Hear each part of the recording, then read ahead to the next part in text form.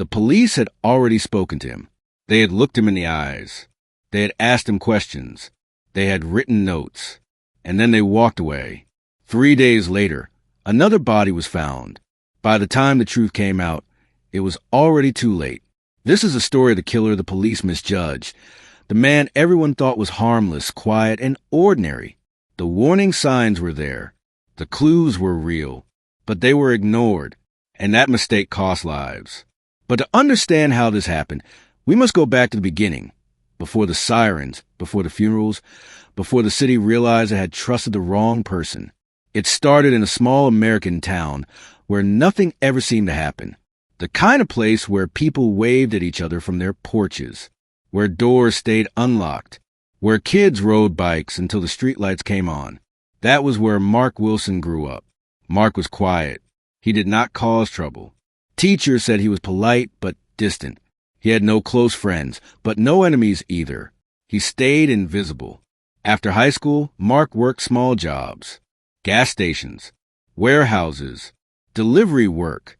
He moved often, never staying long enough for people to really know him. To most people, he was forgettable, and that was the problem.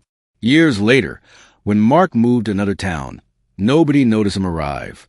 He rented a small apartment near a busy road. He kept to himself. He paid his bills on time. Neighbors described him the same way. Nice guy. Very quiet. Kept to himself. Then the first woman disappeared. Her name was Emily Carter. She left work late one night and never made it home. Her car was found parked near her apartment. The keys were inside. Her phone was missing. Police searched for days. Volunteers helped. Flyers were printed. But there were no witnesses. No cameras. No clear suspects. The case went cold quickly. A few months later, it happened again. Another woman. Similar age. Similar routine. Same silence. Now police were concerned. They began looking for patterns. They knocked on doors. They interviewed neighbors. That was when they met Mark Wilson. Mark answered calmly. He said he worked nights. He said he did not know the women. He answered every question politely. He did not seem nervous. He did not seem angry. He did not seem dangerous. One officer even wrote in his notes, "No signs of threat. Cooperative." And that was it. Mark was crossed off the list. What police did not know was that Mark had practiced this moment many times in his head. He knew how to sound normal. He knew how to look harmless. He knew exactly what to say and what not to say. Weeks passed. Then another woman vanished. Fear spread through the town.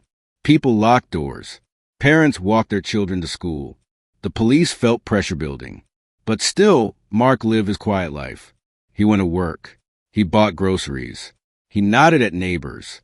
Inside, something dark was growing. Mark was careful, but not perfect. A small mistake happened one night. A neighbor reported hearing strange sounds. Police arrived quickly and knocked on Mark's door. This time, things were different. Mark hesitated before opening the door. Inside the apartment, officers noticed something odd. A smell, not strong but wrong. Mark explained it away. Old food, trash, bad plumbing. The officers exchanged looks. Still, they did not search. They left.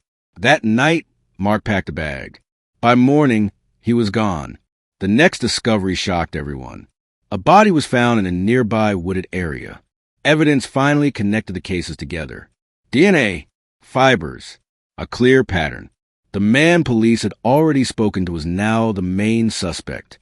An arrest warrant was issued, but Mark Wilson was already on the move. And now, the hunt was on. The town realized the truth too late. They had been living next to a killer, and the police realized something even worse. They had let him walk away. As helicopters searched the skies and roadblocks were set up, one question haunted every officer involved. How many chances did they miss? And more importantly, how many people would pay the price for that mistake? The mistake had already been made. Police did not know it yet, but the killer was still out there. And now he knew something important. He knew the police did not see him as a real threat. After the first crimes, officers believed the killer was impulsive, angry, and careless. They thought he would panic. They thought he would mess up. They thought he would get caught quickly. They were wrong. The man they were looking for was calm. He was patient. And worst of all, he was learning. As police focused on the wrong suspects, the killer went back to living his normal life. He woke up early. He went to work. He smiled at neighbors. He joked with coworkers. No one saw fear in his eyes. No one saw guilt. Inside his mind, though everything was changing, he replayed the police interviews over and over. The questions they asked, the questions they did not ask. He noticed how quickly they ruled him out, how easily they believed his story. That gave him confidence. And confidence made him dangerous. Weeks passed, then months. The town slowly relaxed. People stopped locking their doors so tightly. Parents let their kids play outside again. The fear faded into memory. That was when the killer struck again. This time, the crime was different. The location was farther from the first scene. The timing was careful. The method showed planning. When police arrived, they were confused. The crime did not match the profile they had created. Some officers began to worry. What if they were wrong? A detective pulled the old files back out. He compared photos. He reread statements. He noticed details that were ignored before. Small lies, tiny changes in stories, gaps in timelines. But when he brought his concerns to his supervisors, they shut him down. "We've already cleared that angle," they said. "We can't start over," they said. "We don't have proof," they said. The killer watched the news that night. He smiled. He felt untouchable. Over the next year, the crimes continued. Each one was more controlled than the last. Each one showed growth, not chaos. The killer learned how police worked. He learned how long it took them to respond. He learned where cameras were and where they were not. He was no longer reacting. He was hunting. Meanwhile, families of the victims begged for answers. Vigils were held. Posters were printed. Fear returned, stronger than before. And slowly, public pressure grew. State investigators were called in, then federal agents. They reviewed everything from the beginning. Fresh eyes saw what others missed. The pattern finally became clear. This was not a careless criminal. This was a predator who had been underestimated. One agent focused on a single name, a man dismissed early in the case. The same man who had been too normal to worry about. The same man who always had an explanation. The agent dug deeper. Financial records, phone pings, old traffic stops, a forgotten witness statement that suddenly mattered. The pieces began to fit.